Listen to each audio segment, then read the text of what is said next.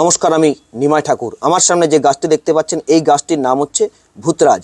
এই ভূতরাজ গাছ দিয়ে যে কোনো অবৈধ সম্পর্ককে বিচ্ছেদ করা যাবে, বা কোনো খারাপ সঙ্গ, প্রেমিক প্রেমিকা যদি তৃতীয় ব্যক্তির রিলেশনশিপে জড়ায় তাহলে বিচ্ছেদ করা যাবে, বা আপনার সন্তান বা আপনার বাড়ির মেয়ে বা ছেলে যদি কোনো খারাপ কারোর সঙ্গে প্রেম করে বা সম্পর্ক রাখে, সেই সম্পর্ককে বিচ্ছেদ করতে অবশ্যই গাছটিকে বিশেষ গুণমান মানা হয়। কারণ এই গাছের শেকড় আপনাকে যে কোনো মঙ্গলবার অথবা যে কোনো অমাবস্যা তিথিতে উত্তোলন করতে হবে। যখন শেকড়টি তুলবেন, শেকড়টি তোলার সময় গাছের গোড়ায় হাত দিয়ে নমস্কার করে মনস্কামনাটা প্রথমে বলবেন, তারপরে এই মন্ত্রটি 21 বার জপ করবেন।